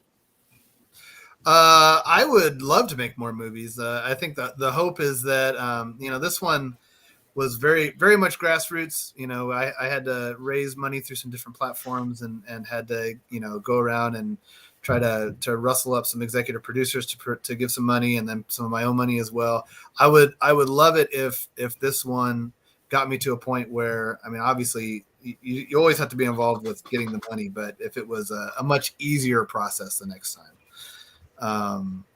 And I think my wife and I have a silent agreement that, if this movie doesn't at the very least break even, this might be my last movie, but I don't think there's any risk of that. Well, hopefully, if I have anything to say about it, I'm sure you'll do more. This is my girlfriend, and she says, "You're such a dick, Gary." It's true. I am. I am proudly an asshole. Well, a dick. So there's a difference. Let's see. Any questions, guys? My illustrious panel. What's the biggest takeaway that you had from making this movie? You don't really know how much goes into making a movie until you're right in the middle of it. Like scheduling is such a massive thing. We had over 100 people work on the film, and getting all those people into the same place at the same time, it was such a massive undertaking. I'm helping with a couple of other films right now, and it's the same thing. Trying to get people together to film something is just, especially because around here, for the most part, we don't have the kind of budget to say, hey, leave your job for a month and film with us. You can't do that. And so we're doing a lot of nights and weekends. When we first started, we filmed for 9 days straight and got everybody on the cast and crew to agree to take a week off of work. And that was actually a massive deal to do that, but it gave us a big head start on getting the production done. So I'd say the biggest takeaway is make sure you have somebody that really has a brain to wrap around scheduling, to get all that stuff worked out, because that was probably the most massive pain out of everything. Also, you find that you do just a lot of really quick problem solving. Like if you can't get something exactly the way that you want, you've got to really be really fast on your feet to capture it as good as you can, while still maintaining a certain level of quality. So that's interesting. Okay. Who wrote all the music and who wrote the lyrics? So that lead member from Fox Royale, his name's Nathan Hurley. He and I worked on it together. So he probably did the lion's share of the work because he's a great lyricist. So I would kind of set him up with, here's where we are, here's where we want to go. This is the theme I want the song to have. And then he and I would just kind of riff back and forth on some different ideas. But he was really kind of the wordsmith that had the final say. Because, me, yeah, I've done a lot of music stuff before, but I'm very rhymey. I'm like, whenever you go through it, you're just like, okay, Oh, you're one of those writers. Yeah. Oh yeah. You would, if I did a book of poetry, you wouldn't want it. But he was very good at thinking outside the box and really getting the message across in a very interesting way. And so a lot of the music in this is not only exceedingly catchy, but it, this some of the phraseology is great. I did not go to school for music, but I did do music in school. Now, I'm going to tell you something about her before you answer this question. Uh-oh. She's the mean girl that said, do you know how to confuse a drummer? Put sheet music in front of them. I haven't forgotten that you said that to me, Courtney. Meanie. What about music? Did you not go to school? There's one song in particular that I had a more heavy hand in coming up with the melody for it. That's it's going to be in one of the trailers that's going to come out soon. It's called "It Doesn't End Well," and it's basically this buddy's trying to convince the main character Jeff not to go through with trying to bring this person back to life because it's not going to go well. And then he proceeds to give pop culture reference after pop culture reference of people doing something like that, and it just ends horribly. So the whole song is actually just a massive Stephen King reference. So, he mentions The Shining and a whole bunch of different things, and without coming straight out and saying The Shining, but he just talks about, you remember I heard about this guy who went up to a hotel and he went crazy and killed his family with an axe. And so, the audience is going to know that's The Shining. And because it's example after example like that, it becomes pretty obvious. Dog went crazy, trapped a family in a car, a VW. But why Lovecraft? I've always, I can't say always. I discovered Lovecraft probably about 15 years ago. I'm not going to lie and say, I've always loved Lovecraft, but I have always loved Evil Dead and Bruce Campbell and Army of Darkness.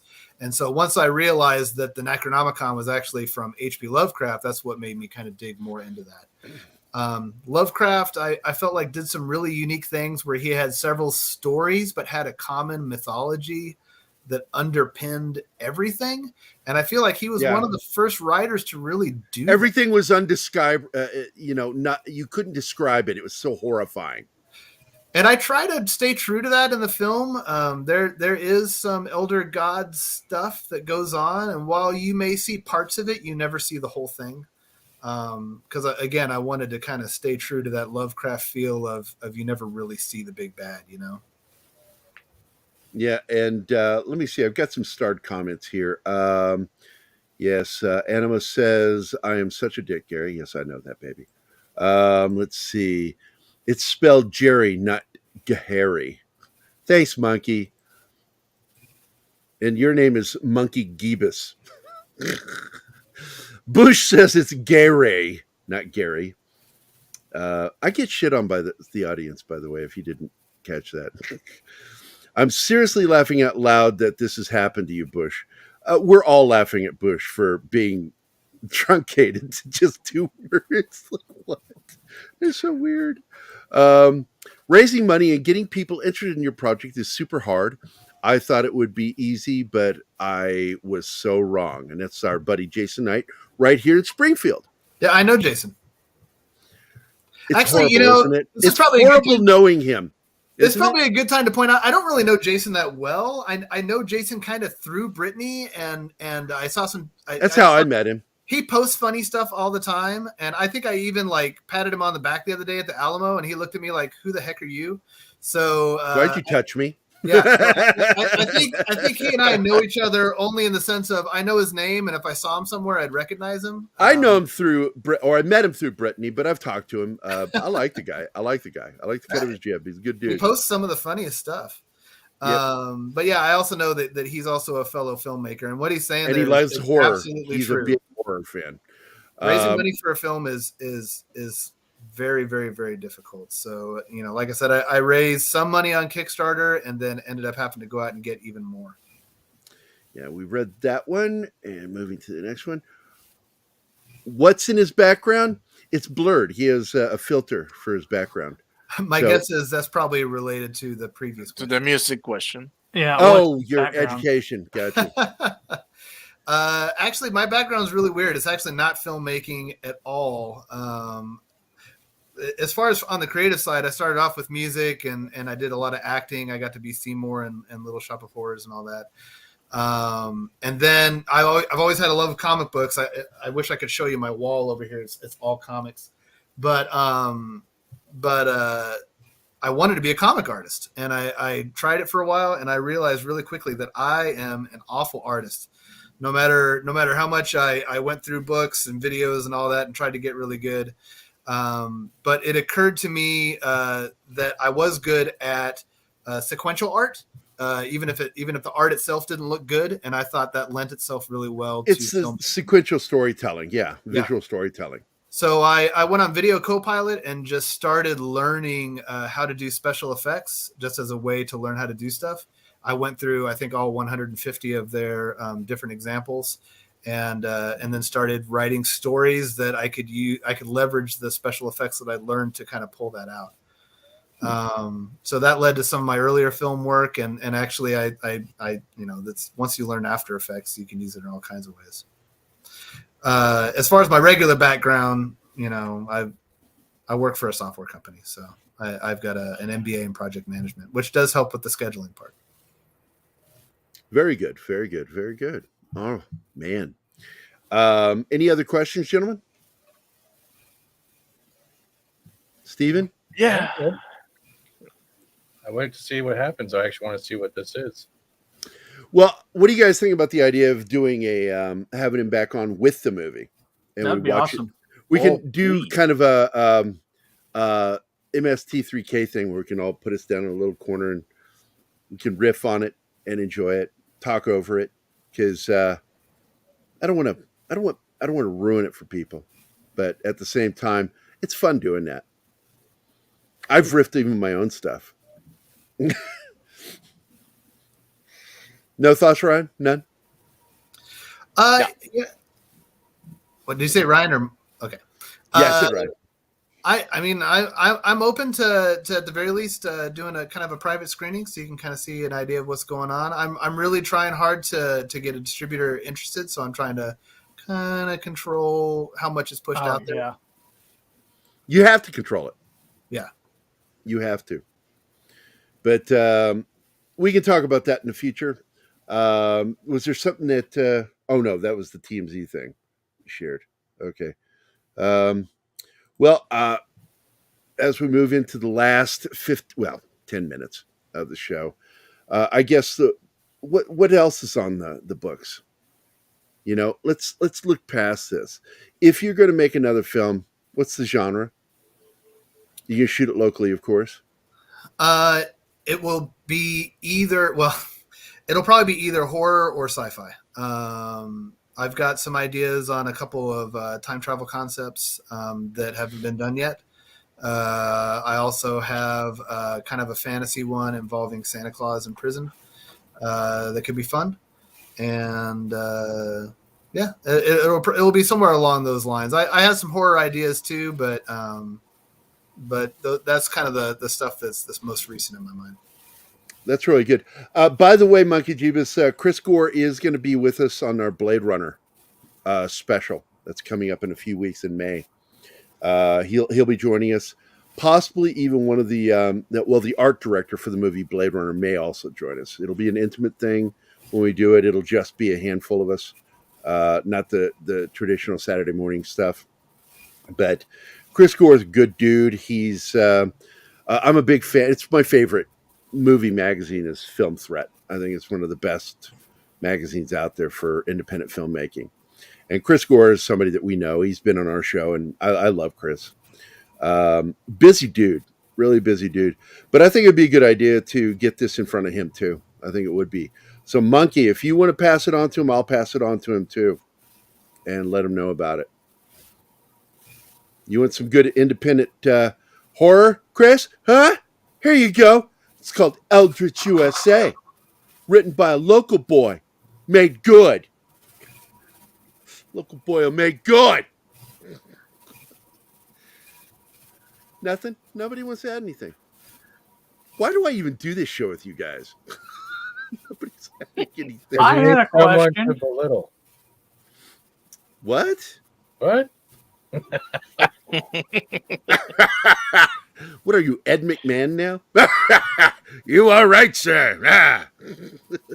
Who? It's before your time, man. Exactly. Before your time.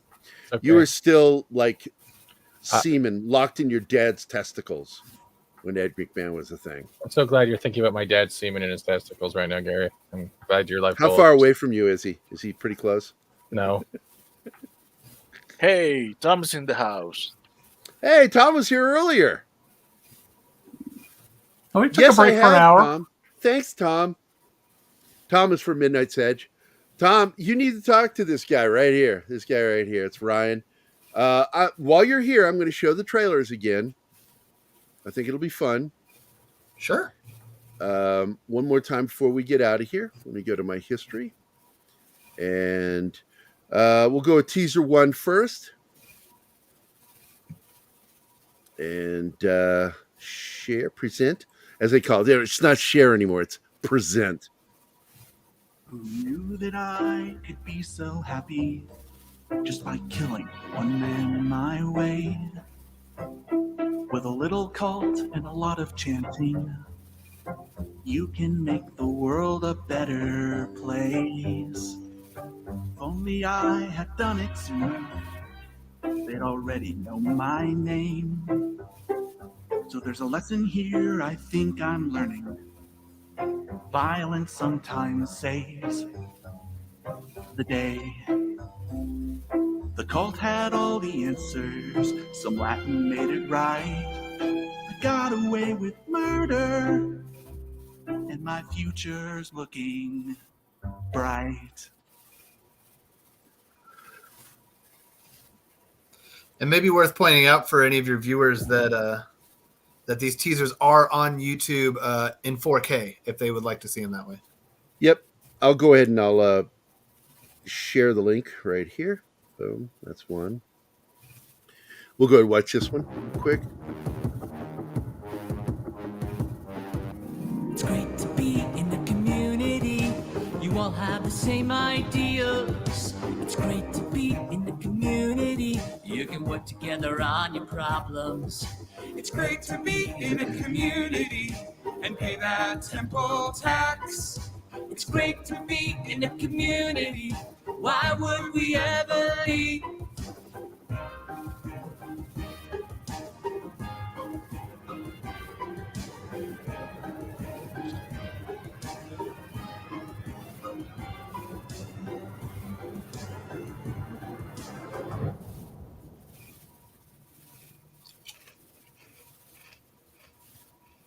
We don't have to explain bugles again.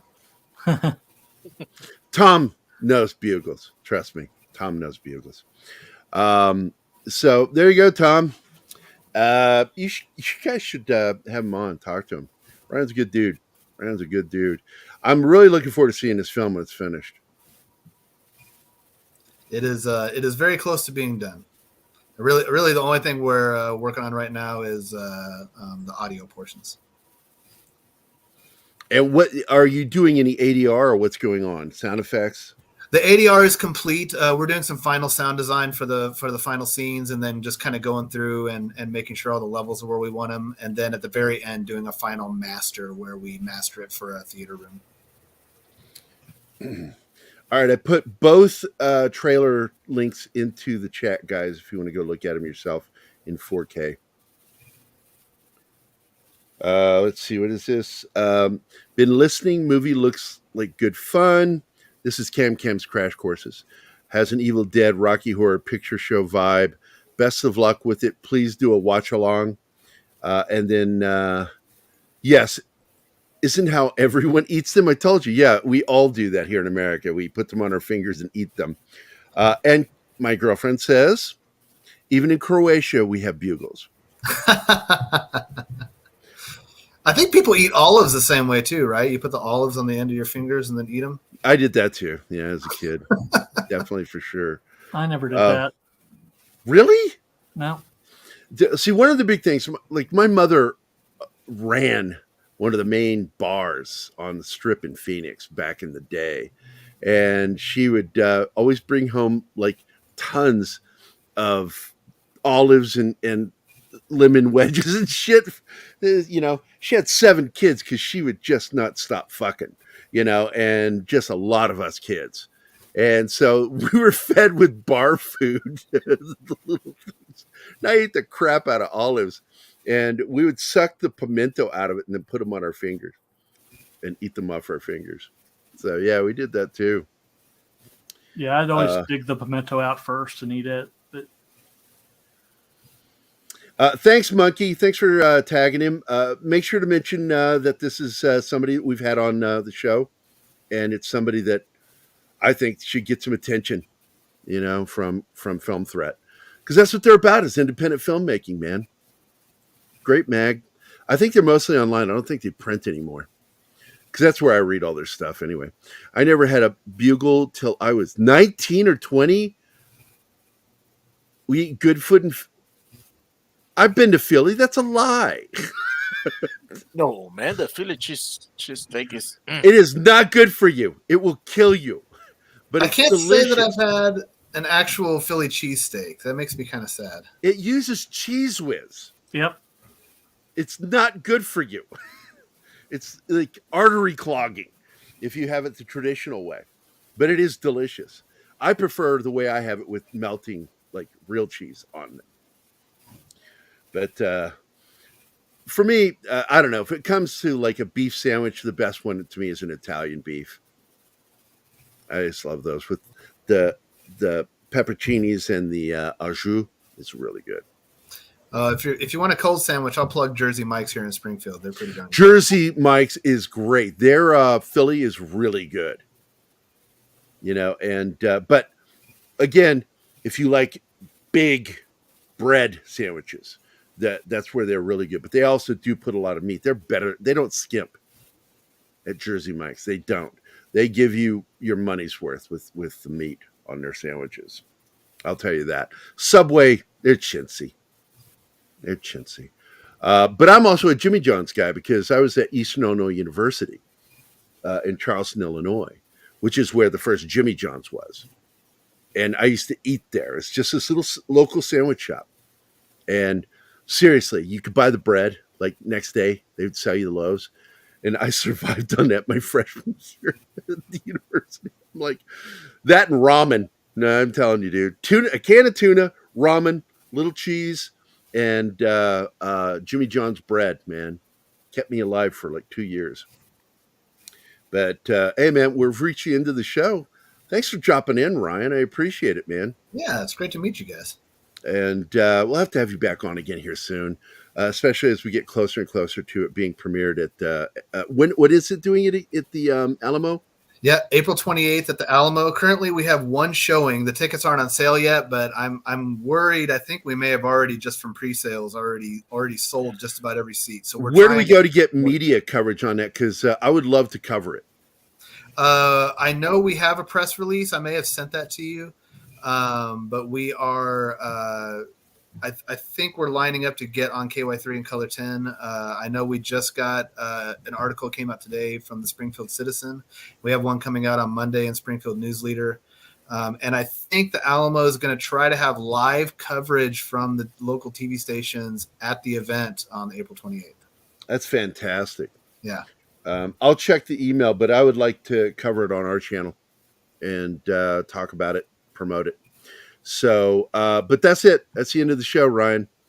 Get the fuck out of here. I'm just kidding. You can stick around for the credits. We can talk after the show. All right, I'll leave you guys. Beat it, punk. Thanks so much. I appreciate it, man. Stick around for after the show. We'll talk a little bit more. I want to thank everybody in the audience. Thanks for being here today. It's deeply appreciated, the support that we get from you guys. Bush McFadden, Penny, Anima Confusa, and she personally supports me because she's my girlfriend. Keith was here, who's normally on the show, but he's dealing with stuff right now. Munker Jeebus, Scribe Light, Alex Moore, Water Monkey, Cam's Crash Courses, Lord Thoth, Real Wade Nation Gaming, Sox Bulletin, Zax, Don Pearson, Read by Nation, Geek Time TV, Courtney's Fellowship of Oddballs, Awesome One, Midnight's Edge After Dark. Thank you guys for being here and for the support. We will see you again soon. Well, we'll see you tomorrow. Happy Friday.